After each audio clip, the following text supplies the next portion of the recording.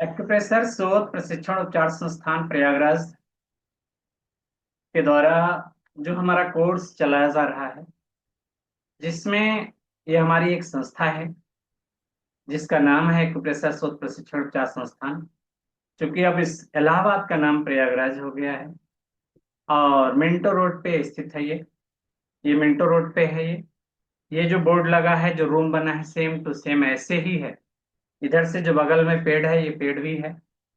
ये अगर आप संस्थान में जाते हो तो आपको ये एंट्री गेट है, इधर से अंदर जाओगे ये पूरा मिलेगा। वो ऊपर में जो ये बन गया है, पहले नहीं था, ये ऊपर में भी बन गया है। ये इसमें ट्रेनिंग का कार्यक्रम होता है, इसमें ट्रेनिंग का प्रोग्राम होता है। हम लोग ट्रेनिंग्स वगैरह जो आते हैं, आप लोग जाते हैं तो ऊपर में पेशेंट को भर्ती भी किया जा सकता है। मिंटो रोड महाराणा प्रताप चौक है, जिसको मेहवाल बोलते हैं। वहां से हम डायरेक्ट संस्थान पहुंच सकते हैं। प्रयागराज स्टेशन उतर के हम मेवाल जाते हैं और वहां संस्थान पहुंच सकते हैं। हमारे संस्थान में लगभग 2 लाख, तो बहुत पहला पुराना रिकॉर्ड है, लगभग 2 से नहीं 10, 30, 20 नहीं 30 लाख लगभग पेशेंट देखे जा चुके हैं। ये 10 साल ये पुराना है, रिकॉर्ड है जो हमारा। ये पीपीटी बनी पुरानी हो गई है। ये 1995 से स्टार्ट हुआ। ये जो प्रश्न है, कभी कभी हम लोग पूछ भी लेते हैं हमारा संस्थान कब से शुरू हो रहा है। तो 1995 से हुआ, शुरू हुआ है। और इस समय हमारे जो सेंटर हैं, जो वो 125 से ज्यादा सेंटर हैं जो एसोसिएट ट्रीटमेंट सेंटर हैं। अभी वो 81 थे, तब कम से कम 150 तक हो गए हैं। ठीक है। और लगभग हमारे यहाँ से 2 लाख से ज्यादा लोग ट्रेनिंग ले चुके हैं। और 70 से ज्यादा हमारी किताबें हैं। और लगभग सरस्वती मैगजीन सन 2000 से लगातार पब्लिश हो रही है, जिसमें हमारी रेगुलर एक्टिविटीज होती है, हमारे रिसर्च वर्क होते हैं। हमारी अपनी खुद की एक लाइब्रेरी है। ठीक है। हमारा खुद का एक हॉस्पिटल है। हॉस्पिटल में आपका छतनाक झूसी में है। आपका छतनाक झूसी जो मेहवाल महाराणा प्रताप चौक है, वहां पर है। और यहीं पे जो है आपका एक्यूप्रेशर का एक रेजिडेंशियल कॉलेज है, यहाँ पे हम रह सकते हैं। हमने वहाँ कई सारे बच्चों को रेजिडेंशियल पढ़ रहे कर कैंपस क्लासेज होती हैं, जो 6 महीने की क्लासेज होती है, आप यहाँ पढ़ते हो, वहां से पढ़ाया जाता है।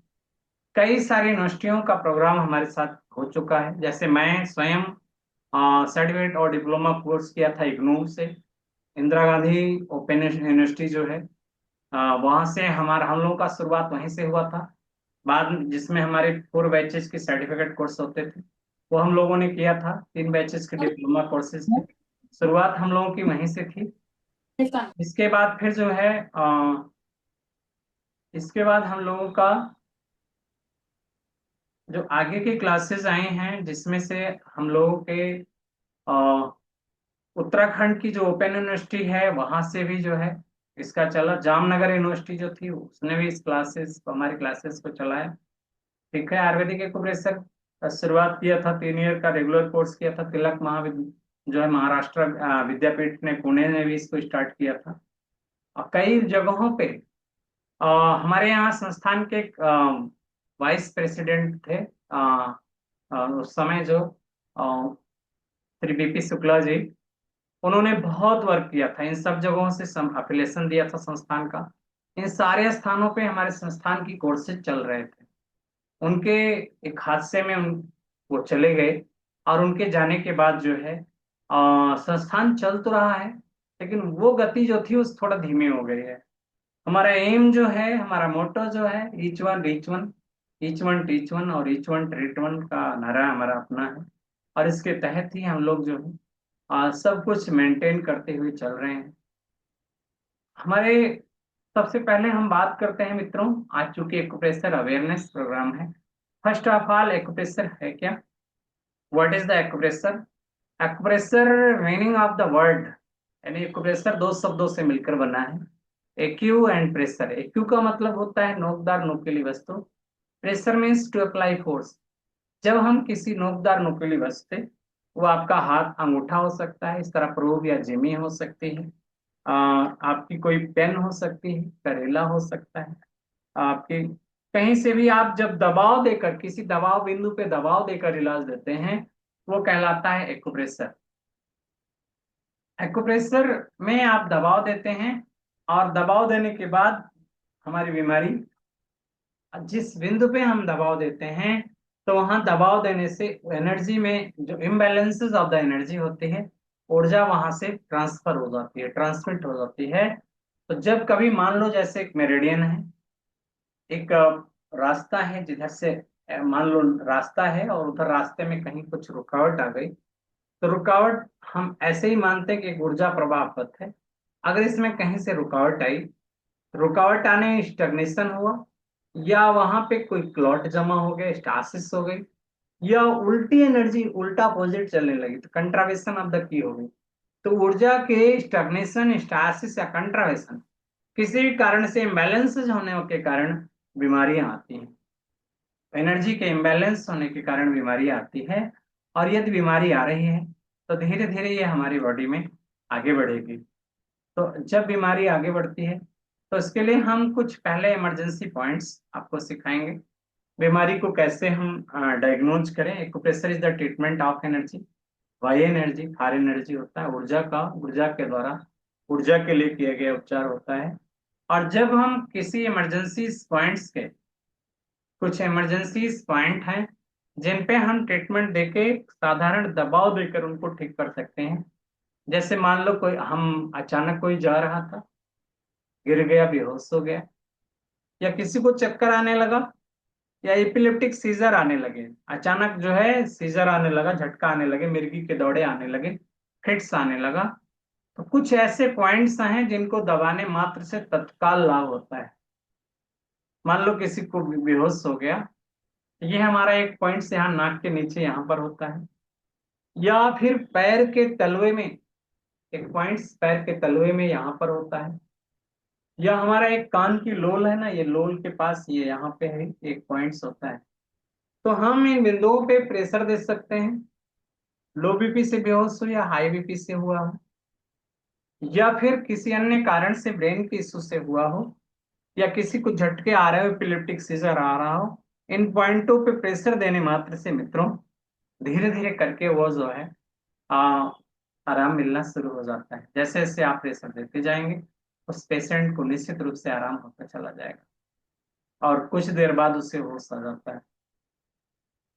इसी प्रकार अगर हम मान लो, कभी कभी होता है कि हम, कोई पानी में खेल रहा है, या कभी शावर में आप स्नान करते हो, शावर ले रहे हो और स्नान करते समय कान में पानी चला गया, कान में पानी चला गया, या हम गाड़ी चला रहे हैं या कभी प्लेन में होते हैं, या कानों में हवा चली जाती है, या कोई कीड़ा अचानक उड़ता आया और कान में चला गया, अब वो जाके अंदर में नहीं निकल पा रहा है, तो उसके लिए आपके यहाँ एक पॉइंट्स होता है, ऐसे मुंह खोलने पे आ करते थे, यहाँ गड्ढा बनता है, SI-19 एक पॉइंट है ये, SI-19। आ, गड्ढा करने का छोड़ दीजिए, आ।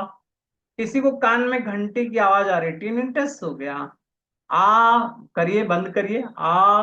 देखिए कान, यहाँ पे दोनों तरफ कान है और कान के पास एक गड्ढा होता है, ये SI-19 पॉइंट है। आ करेंगे तो गड्ढे में पॉइंट है, आ करते हैं, तो ये पॉइंट दिखता है। यहाँ पे हम दिख कर दबा दबा कर जैसे करेंगे तो एयर निकल जाती है, हवा निकल जाएगी। साथ में कान अगर आपका सुन्न पड़ गया है, झंझनाहट हो रही, तो वो कम हो जाएगा। कीड़े अगर गए हैं, वर्म्स गए हैं, इंसेक्ट बाइट किया है, तो उसमें भी आराम आएगा। अंदर कीड़ा गया है तो निकलेगा, निकलना शुरू हो जाता है। हवा चली गई है वो भी निकल जाती है, पानी गया वो भी निकल जाती है। साथ में अगर कान में आवाज आ रही है, अगर किसी का बीपी हाई हो तो भी इसको दबाओ, छोड़ो, बीपी भी कम होता है। दबाइए छोड़िए, दबाइए छोड़िए, इससे बीपी भी कम होता है। ठीक है। अगर आपको प्रेशर लगता हो, माइंड में प्रेशर बना हो और यहाँ दबा के छोड़ेंगे, और 2-3 बार ये पॉइंट होता है GB20, यहाँ दबा लें, आप देखेंगे कि आपका प्रेशर रिलीज हो जाता है। थोड़ी देर में ही आपको, अगर नींद भी आ रही है तो भी कम हो जाएगी। एक पॉइंट्स होता है कि कभी जेट ट्रेन में, प्लेन में जब ऊपर जाते हैं, हवा में ऊपर जाते हैं, तो कान में जो है यहाँ पे एयर बबल्स बनता है, कान में कुछ कुछ की आवाज, अच्छी भी आवाज होती, तो भी हम SI-19 को ऐसे आ करें और दबाएं, आ करने पे गड्ढा बनेगा। देखो आ किया, आ तो यहाँ गड्ढा बना, ये गड्ढा बना, और इस पे हम दबाव देंगे, फिर ढीला कर देंगे, दबाव देंगे, ढीला करें, दबाएंगे छोड़ेंगे, दबाएंगे छोड़ेंगे। ये पॉइंट्स होता है जिसके जरिए हम हवा निकाल सकते हैं। कानों से कीड़े निकल जाएंगे, पानी निकल जाते हैं। अगर कानों में आवाज आ रही है, टिनिटस की ची पी की आवाज आती है, वो भी ठीक हो जाती है। यहाँ तक कि अगर डेली करते हैं बहरापन में भी आराम मिलता है। ठीक है। इसके बाद अगला हम चलते हैं मित्रों। अगला है ये इमरजेंसी ट्रीटमेंट आपको हम बता रहे हैं। अगले में हमारे किसी को नोज ब्लीड, अचानक नोज ब्लीडिंग हो गई या ब्लॉक हो गई, यहाँ से रनिंग नोज है, सर्दी खांसी जुकाम होता है, कोल्ड की प्रॉब्लम होती है और खूब छींके आने लगी, तो ये हमारा नोज है।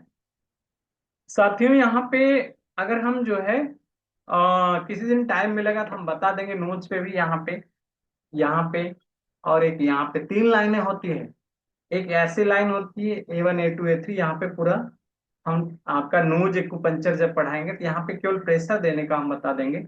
एक लाइन इधर से होती है और एक लाइन इधर होती है, 3 लाइनें होती है नोज का, जिसपे हम पूरे होल बॉडी को ट्रीट कर सकते हैं। तो आप यहाँ से ऐसे भी दबा सकते हो।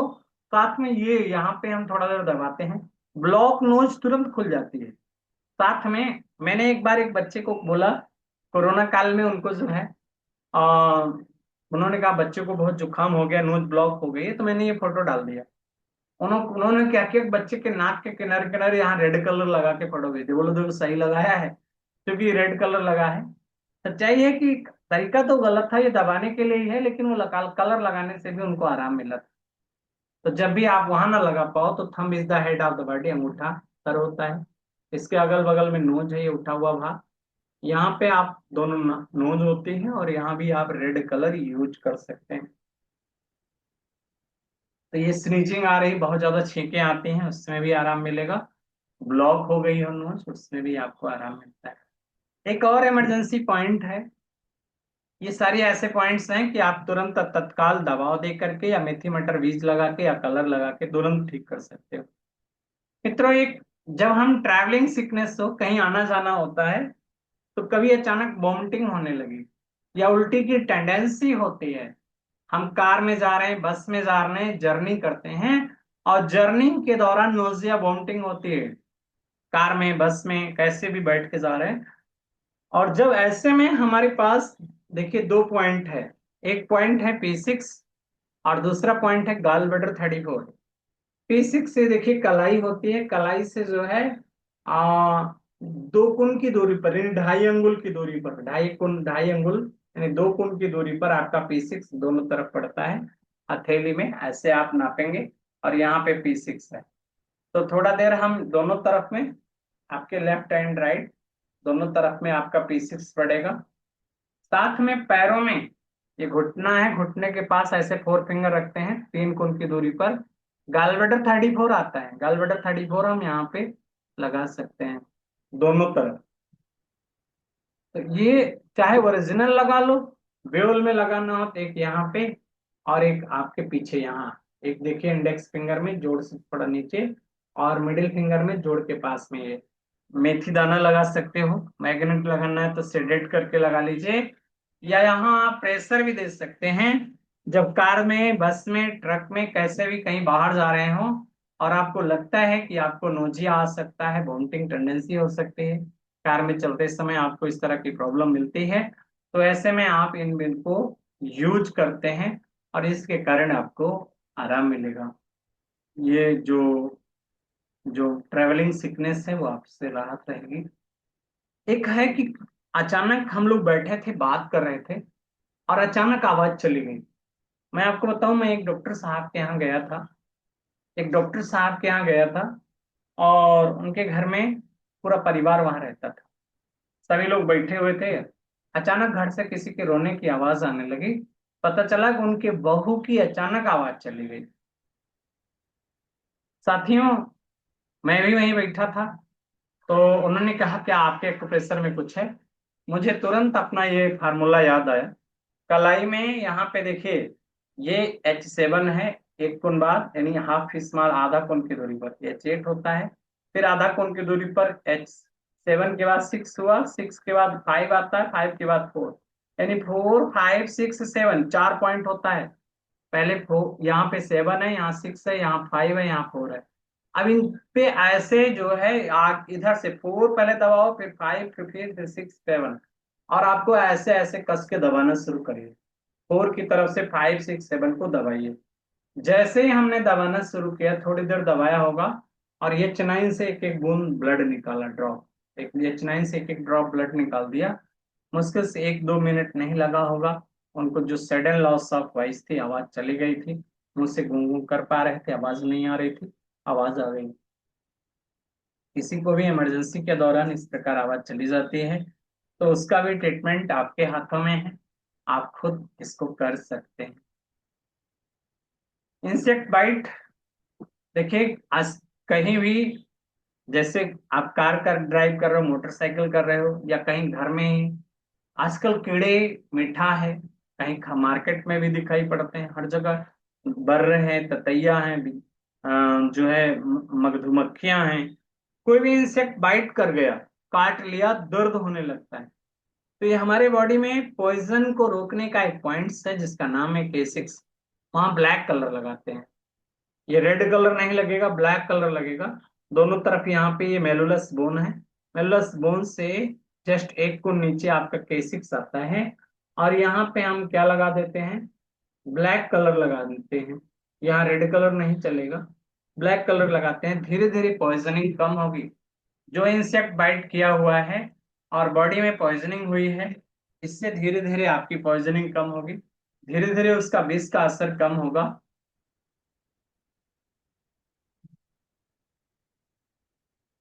और पेशेंट को आराम मिलेगा, पेशेंट को धीरे धीरे आराम मिलता जाएगा। तो यहाँ से हम जो है आगे बढ़ते हैं इंसेक्ट बाइट के बाद। एक और पॉइंट है एलर्जी का। किसी भी प्रकार की एलर्जी हो, चाहे जैसी एलर्जी हो, एक पॉइंट होता है, हम हाथों को ऐसे मोड़ लेंगे, ये देखिए मोड़ा हमने, क्रीज बनती है, ये हमने हाथ को मोड़ा, हाथ मोड़ने के बाद यहाँ पे देखिए कोना बना, ये कोना बना है, इस कोने पे हमने उंगली रखी और रख करके सीधा कर दी, ये सीधा किया, जहां आता है ये आपका LI11 है, LI11 हो गया। और फिर एक पॉइंट आपका, ये पैरों में जो आपका टो होते हैं, बिग टो, और ये आपका इंडेक्स टो, इनके बीच से यहाँ पे एक पॉइंट होता है, लिवर 3, ये हो गया, और एक SP10। तो ये 3 पॉइंट हैं, LI11, लिवर 3, SP10, ओरिजिनल भी लगे हैं और बेउल में अंगुलियों में भी। इधर देखिए आपका ये लिवर 3 है, यहाँ SP10 है, और इधर इधर से यंग साइड में LI11 है, ये पॉइंट्स लगे हुए हैं। इन पे हम क्या करते हैं, सेडेट करके मैग्नेट लगा लेते हैं, और ओरिजिनल पॉइंट्स पे आप दबाव दे सकते हैं, ओरिजिनल पॉइंट्स पे आप दबाव दे सकते हैं, और यहाँ हम मैग्नेट लगा सकते हैं। मित्रों, आप देखेंगे कि जैसे जैसे आप पॉइंट्स लगाना शुरू कर रहे हैं, आपके पेशेंट को राहत होना शुरू होगी। किसी भी प्रकार की एलर्जी हो, या हर प्रकार की, चाहे जिससे एलर्जी हो, सब में ये काम करेगा। एक है चिर यवन का पॉइंट। हम चाहते हैं कि हम लोग, कुछ वो लोग होते हैं चाहते हैं बुढ़े ना हो, तो ये हमारा हाथ है, हाथों में एक कलाई होती है, ये कोनी है, इन दोनों का सेंटर ले लेते हैं, इन दोनों का सेंटर लगभग यहाँ आता है, और यहाँ पे हम ऐसे जिम्मी हो, प्रो हो, उसके जरिए हाथ को सीधा, ऐसे अपना हाथ है ना, तो हाथ को ऐसे सीधा हम रख लेंगे टेबल पे, और दबाते हैं, दबाते हैं। देखिए हाथ है, ये दोनों का, इसका और इसका हमने सेंटर लिया, सेंटर लेने के बाद हमने पीछे बीच में हाथ को ऐसे रखा, और रख के फिर हम दबाना शुरू करेंगे। जैसे जैसे हम दबाएंगे, इससे आपका डिले एजिंग होगा, आपका चिर यौवन का पॉइंट है, आप दोबारा से जवान हो जाएंगे। अगर आप जो है इसको डेली दबाते हैं तो जल्दी से आपको बुढ़ापा नहीं आएगा। डेली इसको आप पॉइंट्स को बिना बताए ही दबाया करिए। जब आपको याद आए तो आपको क्या है, कोई जिमी हो या प्रो हो, उसके सहारे से इस पॉइंट्स को कम से कम 20 से 25 बार, ये हर पॉइंट्स को कम से कम 20 से 25 बार, सेंटर में पड़ता है, दोनों कोहनी और कलाई से सेंटर में पड़ेगा। आप अंगूठे से भी ऐसे दबा सकते हो, ऐसे अंगूठे से भी हम दबा सकते हैं, और ये जिमी हो, प्रोब हो, इसके सहारे से भी हम दबा सकते हैं, या हाथों से भी दबा सकते हैं। कोई अन्य विधाओं से भी हम, वहां प्रेशर देना है, आपको दबाना है, इसको दबाने से आपका हार्ट, लंग्स, जो heart is the pumping station of blood होता है, वो ब्लड की सप्लाई प्रॉपर रूप से देगा और आर्गन आपका मजबूत होता है। ये हो गया। इसके बाद है ट्रैवलिंग फोबिया। कभी कभी होता है कि हम कहीं जा रहे हों और जाते जाते क्या होता है कि हमारा पेशेंट कहीं जा रहा है, जाने से पहले बड़ा डर लगता है। जाना हो तो लगता है थोड़ा सा स्टूल पास हटाएं, कभी लगता है हम थोड़ा सा यूरिन कराएं। ऐसा अगर ट्रैवलिंग फोबिया हो तो दो पॉइंट होते हैं। एक होता है कलाई से 2.5 अंगुल की दूरी पर P6, और एक कलाई के पास ही होता है H7। P6 H7 दोनों तरफ आप लगा दीजिए मटर के दाने, या ब्योल में लगाना हो तो या मेथी लगा लीजिए। आपको ट्रैवलिंग फोबिया नहीं होगा। कहीं जाने से पहले आपको लग रहा हो, बेचैनी हो, आपके विंड बढ़ जाती हो, तो आप ये लगा के रखोगे तो आप शुरुआत से ही अपनी यात्रा अच्छी कर सकोगे और आपको कोई प्रॉब्लम नहीं आएगी। दूसरा, कुछ चीजें हम आपको और बताना चाहते हैं। देखिए, सफोकेशन। कुछ पेशेंट होते हैं जिनको ऑक्सीजन की कमी होती है, तो कमरे बंद हो तो कहते हैं मुझे सफोकेशन हो रहा है, कमरा दरवाजा खोल के रखते हैं, खिड़कियां भी खोल के रखते हैं, चाहे दिन में हो या रात में हो। उन्हें सफोकेशन ज्यादा होता है। जिनको भी सफोकेशन ज्यादा होता है, ऐसे में हमें उनके लिए क्या करना होता है। ये हमारा हाथ है, हम सीधे ऐसे बैठ जाएंगे। ऐसे हम सीधे बैठ गए।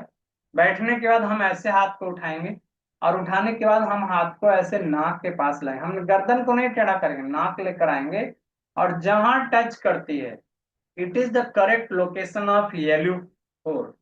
लंग्स का 4 नंबर का पॉइंट है। ये ऑक्सीजन पॉइंट होता है। ये क्या है? ऑक्सीजन पॉइंट है। मेरा हाथ फिर से देखो, ये मेरा हाथ है, मेरा गर्दन सीधा है, गर्दन को हम टेढ़ा नहीं करेंगे, और हम धीरे धीरे ऐसे लाए हाथ को, गर्दन सीधा ही है, हाथ को लाए, जहां टच किया, जहां हमारा नोच पे जाके टच कर रहा है वो points, it is the correct location of the LU4। Lungs का 4 नंबर का पॉइंट है। ये पॉइंट्स दबाते ही एज ए सिलेंडर आपके ने खोल दिया हो। मैं दूर की नहीं, मैं कल की बात बताता हूँ। मेरी मम्मी को अचानक सांस, मेरी माँ बहुत वृद्ध हो गई हैं, 80-85 साल से ज्यादा उम्र है, और पहले जमाने में जो है बहुत ही योग्य थी, मेहनत कश थी महिला। लेकिन बुढ़ापा कैसे लोगों को कमजोर बनाता है। सुबह से एकदम स्वस्थ थी, खाया पिया वो बहुत अच्छी थी। अचानक 11-12 बजे उनको, 11 बजे के बाद उनको अचानक घबराहट होने लगी, और उनको पूरा सांस में तकलीफ होने, सफोकेशन महसूस होने लगा। डॉक्टर बुलाए, उन्होंने कुछ दवाइयां दी। आ, मैं यहाँ था, इंजेक्शन दिया गया, नहीं आराम मिला। मुझे भी फोन किया गया, मैं गया।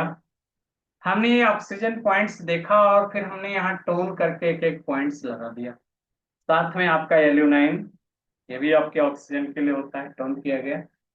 ये हमने H9 और P9 से ब्लीड कराया, थोड़ा थोड़ा वहां से हमने ब्लीड करा दिया। आप लोग सभी लोग जानते हैं, मेरे पास इस प्रकार की निडल होती है। ये जो है 23 नंबर निडल है, याद होगा आप लोगों को। हमने वहां से ब्लीड कराया। ब्लीड कराने के बाद हमने जो है, ब्लीड कराने के बाद दोनों तरफ मैंने संजय सर को भी फोन किया कि देखो इस प्रकार की प्रॉब्लम है और क्या किया जाए, तो उन्होंने भी कुछ पॉइंट्स उसमें बताया, ऐसा नहीं है। और फिर चूंकि दवा भी लिया था, ऐसा नहीं बोलूंगा कि दवा नहीं लिया था, लेकिन उन्हें बिल्कुल आराम। तो ये ले सफोकेशन का बहुत शानदार पॉइंट है, इसका मैंने कल ही प्रैक्टिकल किया। इसके बाद देखिए, tendency of the habit to forgetfulness. एक ऐसी आदत जो अचानक भूल जाते हैं। बाजार गए, क्या क्या सब्जी लाना है भूल गए, लिख के ले जाते हैं पर्चे में, लेकिन वहां गए तो कुछ चीजें भूल ही जाते हैं। मित्रों को भूल जाते हैं, मित्रों के नाम भूल जाते हैं। हम आपसे मिले, आपसे हम बहुत स्नेह करते हैं, लेकिन हम आपका नाम ही ना याद कर पा रहे हो, तो एक ऐसी चीज होती है जिसमें जो है हम अपने अपनों को भूल जाते हैं। ठीक है। लंग्स 4 होता है, लंग्स 3 नहीं, लंग्स 4। अगर लंग्स 4 पॉइंट्स होता है, पेनफुल है, ऑक्सीजन की कमी होगी। इसके बाद देखिए, ये जब हम भूल जा रहे हो, सब्जी लाने गए, हमने चाबी कहाँ रखा?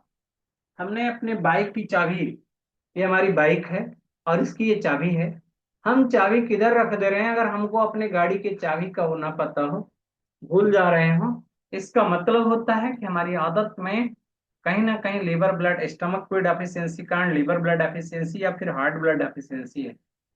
लेकिन एक साधारण प्रोटोकॉल क्या है कि आपके हाथों में एक यहाँ से कलाई में 3 अंगुल नापिए, तीसरा अंगुल जहां पड़ता है ये आपका P6 होता है, पेरिकार्डियम 6, और एक पॉइंट होता है ये ऐसे नापिए LU7। LU7 निकालने का दो तरीका है, एक तो हमारा हाथ ये ऐसे हम पकड़ेंगे और इंडेक्स फिंगर जहां टच करती है, इंडेक्स फिंगर जहां अंदर की ओर टच कर रही है, ये आपका LU7 होता है। ऐसे हमने हाथ को पकड़ा, इंडेक्स फिंगर जहां टच कर रही है ये आपका LU7 है, जहां इंडेक्स फिंगर टच कर रही है। दूसरा हमने ऐसे कुन सिस्टम से नापना चाहें तो हमने यहाँ रखा, ये भी आपके 2 कुन की दूरी पर ही होता है, 3 अंगुल, 3.5 फिंगर, ये आपका यहाँ पे LU7 हो गया। 3 कुन की दूरी, 3 फिंगर आपका 3 अंगुल की दूरी पर आपका LU7 हो गया। थोड़ा सा बाहर की तरफ पॉइंट होता है तो LU7P6 ओरिजिनल चाहो तो लगा लो, और वेओल में भी लगाया गया है, वेओल में LU7P6 पे आप मेथी दाना भी लगा सकते हो, मैग्नेट भी लगा सकते हो। धीरे धीरे कुछ ही दिन आप प्रेशर दे सकते हो, प्रेशर से भी आपके फॉरगेटफुलनेस की टेंडेंसी कम पड़ती है, ठीक होती है, ये मैंने देखा है। अब इसके बाद देखिए, जैसे मेरी क्लास चल रही है और आपको सबको अपना कंसंट्रेशन नहीं बन रहा है, कंसंट्रेशन अगर कमजोर पड़ता है हमारा पूरा दिन बेकार हो जाएगा। कंसंट्रेशन अच्छा ना हो तो पूरा दिन बेकार हो जाता है। देखिए हमारा हाथ ऐसे सर के ऊपर ले जाइए और यहाँ से ये जो कान के सीध में, ये कान होता है, इसके सीध में ऊपर आते हैं सेंटर में, तो यहाँ सेंटर में गवर्निंग वेसल 20 पॉइंट होता है, ये 20 है। इस पे हमें थोड़ा थोड़ा ऐसे दबा लेना चाहिए, इसके किनारे किनारे ये 6 होता है, 4 पॉइंट्स, उसको भी दबा दीजिए। ये हमने इसको दबाया, दबाने मात्र से भी इसमें दर्द आता है, इस पॉइंट्स को दबाने से हमारा पूरा बॉडी होम्योस्टासिस में आ जाता है। ये आपका ट्रैंक्विलाइजर पॉइंट है, ट्रैंक्विलाइजर पॉइंट है ये आपका, ये गवर्निंग वेसल 20 ट्रैंक्विलाइजर पॉइंट है। यहाँ से साथ में H9 एक पॉइंट ये भी है, तो हम लोग H9 सिडेट करते हैं और GB20 टोन करते हैं। लैक ऑफ द कंसेंट्रेशन में H9 को सॉरी टोन करेंगे, बिल्कुल H9 भी टोन करते हैं और गैल्वेडो 20, गवर्निंग वेसल 20 इसको भी टोन करते हैं। दोनों पॉइंट टोन करने मात्र से, या यहाँ यहाँ आप मैग्नेट लगा लो, यहाँ दबाने से केवल दबा दीजिए यहाँ पे, तो भी आपके कंसेंट्रेशन पावर बढ़ती है। शरीर की जो एकाग्रता कम है, पढ़ने में मन नहीं लगता है, एक काम को करने में मन नहीं लगता है, एक काम थोड़े दिन किया उसको छोड़ के दूसरा काम तीसरा काम आप करते रहते हो, यहाँ आप एक काम कर सकते हैं, इस पॉइंट के जरिए अपने आप को, अपने अंदर एकाग्रता ला सकते हैं। इस पॉइंट्स में बहुत ही शानदार कंसंट्रेशन पावर है। ठीक है, इसके बाद क्लासिकल पे लगाएंगे, क्लासिकली पॉइंट्स हैं, ज्यादातर मैंने क्लासिकल बोला है। क्लासिकल पॉइंट्स बहुत यूजफुल होते हैं, आप बेल पे भी लगा सकते हो। ये H9 है और ये गवर्निंग वेसल 20 पॉइंट्स है, 2 पॉइंट्स हो गए, ये कंसंट्रेशन पावर को ठीक करेंगे। दूसरा है अनेबल टू रिकॉल मेमोरी, याद तो हो गया आपने यहाँ से पढ़, ये H9 पे आपने ग्रीन कलर लगा लीजिए या फिर टोन करके मैग्नेट लगा लीजिए। दूसरा गवर्निंग वेसल 20 पे टोन करके लगा लिया, आपको कंसंट्रेशन पावर अच्छी हुई, जो पढ़ोगे याद याद हो गया। लेकिन मैंने आपसे पूछा तो आपको याद नहीं रहा, अचानक भूल गए, यानी रिकॉल मेमोरी कम हो गई। जो याद की मेमोरी होती है आपको तुरंत में, रिसेंट मेमोरी, आपने तुरंत याद किया ठीक था, लेकिन दूसरे दिन मैंने पूछा आप नहीं बता पा रहे हो, इसका मतलब होता है कि रिकॉल मेमोरी कमजोर है। एक पॉइंट्स होता है जिसका नाम है LU11, लंग्स का पॉइंट, ओरिजिनल पॉइंट है LU11, ये आपके बाहर की तरफ आता है। सिंगल पॉइंट्स को सेडेट करने मात्र से सेडेट किया जाता है और उसमें सेडेट करते रहिए, तो धीरे धीरे लोगों को रिकॉल मेमोरी, जो भूल जाते हैं, रिकॉल करने की आदत नहीं होती है, वो धीरे धीरे आने लगती है। कभी कभी होता है कि कोई अपना प्रियजन आया और हम उसको भूल नहीं पाते हैं, किसी की अनिष्ट हो गई, कोई गड़बड़ी हो जाती है। अभी कुछ दिन पहले ही हमारे यहाँ एक जो है बहुत बड़ी घटना हुई थी, एक लोगों को यहाँ। तो उसके बाद कई लोग उसको भूल नहीं पा रहे थे। तो ये जो पॉइंट है LI11, हमने ऐसे कोहनी को मोड़ा, मोड़ने के बाद देखिए जहां एक क्रिच बन रही है, कोना बन रहा है, हम ये कोने पे आएंगे और इसको थोड़ा थोड़ा दबाइए, बहुत दर्द मिलेगा ये। LI11 जानते हो? अगर आपके LI11 में राइट या लेफ्ट साइड में पेन आ रहा है तो निश्चित रूप से लंग्स का इश्यू आपको है, कुछ ना कुछ लंग्स में प्रॉब्लम है। और अगर LI11 पे राइट में दर्द आ रहा है, इसका मतलब आपकी इम्यूनिटी कमजोर है, रोग प्रतिरोधक क्षमता आपकी कमजोर है। दबा के देख लो अभी यहाँ पे आपके सामने। आप लोग LI11 ऐसे हाथों को मोड़िए, और ये पॉइंट्स है हमारा, ये देखिए जहां मुड़ रहा है क्रिज बन रही है, और इस पे क्रिज पे जहां देखो ये चित्र में बना हुआ है, और हम इस पे दबाव देते हैं। राइट में पेन आ रहा है तो हमारी इम्यूनिटी कमजोर है, रोग प्रतिरोधक क्षमता कमजोर है। और अगर लेफ्ट में पेन आया, हमने ऐसे मोड़ा और यहाँ दबा के देखा, यहाँ दर्द है, कुछ ना कुछ सर्दी खांसी जुकाम बुखार कभी हुआ भी था, तो उसका साइड इफेक्ट का प्रभाव भी आपके शरीर पे बना हुआ है, उस पे बना हुआ है। आपको थोड़ा सा और मेहनत करके उसे ठीक करने की जरूरत है। तो मेहनत क्या करना है, इसी पॉइंट्स को दबाते रहिए, या इस पे मैग्नेट लगा सकते हो, टोन करके लगा सकते हो। एक दो दिन में आप करोगे, धीरे धीरे करके आपको आराम मिल जाए। और साथ में जैसे किसी प्रिय की, एक हमारे यहाँ एक पेशेंट आते थे, तो उनके जो है हस्बैंड की डेथ हो गई थी, वो कभी उनको भूल नहीं पा रहे थे। तो ये LI11 सेडेट किया जाता है, और इससे हमने एक सेडेशन मैग्नेट BM4 लगाया था, दोनों हाथों में कलाई में बांध दिए, और उसके ऊपर से पट्टी बांध दी। वो जो है 3 4 दिन 5 दिन के बाद धीरे धीरे नॉर्मल होने लगे, और जो 24 घंटे उन्हीं की याद में रोया करती थी, और फिर वो धीरे धीरे करके उनको बोलने लगे, और इससे उनका धीरे धीरे करके जो वो प्रॉब्लम थी, इमोशनल अटैक जो इतना ज्यादा था, वो कम होता चला गया। तो जब हम कोई चीज भूल ना पाए, तो ये भुलाने का पॉइंट है, इसको लगाओगे तो भूल जाओगे, भुलवाने का पॉइंट है। देखिए, बहुत ही शानदार पॉइंट है हमारी माताओं बहनों के लिए, खास तौर से हमारी टीन एज की बच्चियों के लिए है, जिनमें PMS की प्रॉब्लम आती है, प्री मेंस्ट्रुअल सिंड्रोम प्रॉब्लम आती है, उनके यूट्रस में या यूट्राइन या आपके ओवरी में कोई प्रॉब्लम होती है, या फिर हमारा रिप्रोडक्टिव डिसऑर्डर होता है, हार्मोनल इश्यू होता है, पीरियड के समय दर्द हो, या पीरियड के बाद दर्द होता है, या पीरियड से पहले दर्द होता है। तो हमारा देखो इंडेक्स फिंगर है, यहाँ पे 1 2 3 4 5 6, 6 आप स्टार मैग्नेट लगाना, स्टार, ये मेथी दाना और मैग्नेट मत लगाना, स्टार मैग्नेट ज्यादा काम करेगा। तो 6 6 स्टार मैग्नेट आप लगा लीजिए, और इसको कुछ दिन तक लगाते रहिए, दिखाते जाइएगा।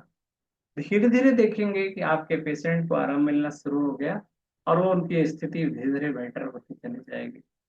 ठीक है, तो ये हमारे हर प्रकार के, महिलाओं में पीरियड्स की गड़बड़ी, बच्चियों को, कुंवारी कन्याओं को पीरियड से पहले जो दर्द वगैरह होने लगता है, भारीपन आ जाता है ब्रेस्ट वगैरह रीजन में, वो इन पॉइंट से उनका हार्मोनल इश्यू भी ठीक होगा, और इस तरह की समस्याएं नहीं आएंगी मित्रों। इसके बाद हम अगले पॉइंट्स की ओर चलते हैं। रिप्रोडक्टिव डिसऑर्डर था, इसके बाद है अपेंडिक्साइटिस का। देखिए अपेंडिक्साइटिस के इस पॉइंट्स को मैं ओरिजिनल बताऊंगा। LI देखिए यहाँ 4 होता है, और यहाँ से आगे बढ़ते हैं 4A, ये हमारा LI4 है, ऐसे मोड़िए तो उठा हुआ भाग LI4 होता है। LI4 से आगे बढ़ती है यहाँ पे ये 4A, LI4A है पॉइंट्स अपेंडिक्साइटिस का। LI4A एक ऐसा पॉइंट्स है, अपेंडिक्स का इन्फ्लामेशन हो, कैसा भी इन्फेक्शन हो, उसमें आपका, वैसे भी आप करेस्पॉन्डेंस पे दबा सकते हैं। अपेंडिक्स हमारे हाथों में इंडेक्स फिंगर और मिडिल फिंगर के बीच, यहाँ इस एरिया में आपका अपेंडिक्स आता है, यहाँ भी आप दबाव देकर के ट्रीटमेंट दे सकते हैं। और साथ में LI4A, इस पे मेथी मटर कुछ भी लगा सकते हैं, उसमें इन्फेक्शन हो गया हो, और कोई भी प्रॉब्लम हो, अपेंडिसाइटिस किसी भी कारण से हुआ हो, ऑल डिजीज को ये क्योर करने की काबिल है LI4। पूरे कॉन्स्टिपेशन, कॉन्स्टिपेशन क्या होता है? कब्ज। देखिए जब कब किसी को बहुत ज्यादा कब्ज रहने लगे, इसका मतलब होता है कि हमारी जो हथेली, हथेली के जस्ट सेंटर में, यहाँ पे हमको दबाव देना है। जैसे जैसे हम यहाँ दबाव देते जाएंगे धीरे धीरे करके, या हम यहाँ रेड कलर लगा सकते हैं चारों तरफ, ठीक है, शुरू में, बाद में अलग कलर बदल भी सकते हैं। ये कॉन्स्टिपेशन में कब्ज होता है। लोग याद होगा कि सुरती खाते थे, ऐसे ऐसे दबाते चले जाते थे और जाते थे तो स्टूल पास आउट हो जाता था। इसका मतलब था उन्होंने जाने अनजाने में छोटी आंत में मसाज कर दिया, क्योंकि ये इसके बीच में स्मॉल इंटेस्टाइन होती है, किनारे किनारे लार्ज इंटेस्टाइन होती है। तो ये जो है, और इसके बाद देखो, कंजक्टिवाइटिस का प्रोटोकॉल है। कॉन्स्टिपेशन के बाद आंखों में प्रॉब्लम होती है, लाल हो जाती हैं, इन्फ्लामेशन रहता है। तो इसमें हमारी कंजक्टिवाइटिस अगर एक्यूट है तो इंडेक्स फिंगर में यहाँ पे देखिए, ये लार्ज इंटेस्टाइन का ड्रेनेज पॉइंट होता है, LI1, इसमें इन्होंने लगाया है पॉइंट्स, इंडेक्स फिंगर, याद है, LI1 पे।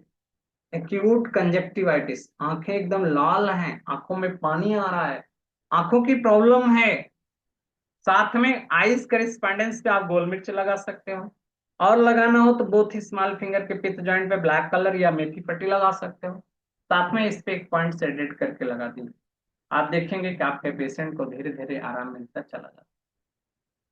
फूड पॉइजनिंग का बड़ा ही शानदार पॉइंट्स है, ठीक है, K9 है यहाँ पे, SP9 और K9 दो पॉइंट्स हम लोग रखते हैं, लेकिन ये उतना अच्छा नहीं काम करता। हम उसमें लगाते हैं retention of food in stomach. Retention of food in stomach, जब आप हम आगे how to diagnose a disease पढ़ोगे तो उसमें से हम बताएंगे, जहां से आप जो है ये जान सकोगे। गैस्ट्राइटिस का पॉइंट देखो, बहुत गैस बनी हो, ये हमारा हाथ है, हाथों में देखिए यहाँ बीच में, ये बीच में यहाँ पे जहाँ ST25 पड़ता है उससे थोड़ा इधर बहुत दर्द मिलेगा यहाँ पे। अगर गैस्ट्राइटिस है तो आप हाथ से ऐसे टच करके दबा के देखोगे, पेशेंट बोले ओ बहुत दर्द हो रहा है, ऐसा पेशेंट चिल्लाता है। थोड़ी देर दबाव दे सकते हो, इन्फेक्शन हो तो इतनी दूर में ब्लैक कलर लगा दो, जनरल दर्द है तो रेड कलर लगा दो, और ज्यादा इन्फ्लामेशन वगैरह है तो आप ग्रीन कलर लगा सकते हैं। अकॉर्डिंग टू डिजीज हम यहाँ पे कलर दे सकते हैं बीमारी के अनुसार। सीवियर एब्डोमेन पेन हो, बहुत ज्यादा पेट में दर्द हो रहा हो, स्टमक 32 है, 32 पे हमने यहाँ पे मेथी मटर बीज लगा सकते हैं। तो आज इतना ही, इसके आगे कल हम लोग पढ़ेंगे, और आशा है आप सभी को ये अच्छा लगेगा। कल इसके आगे हम आप लोगों को और जो बचा हुआ है पढ़ाएंगे। अब हम आप लोगों की क्वेरी लेते हैं, बहुत सारे प्रश्न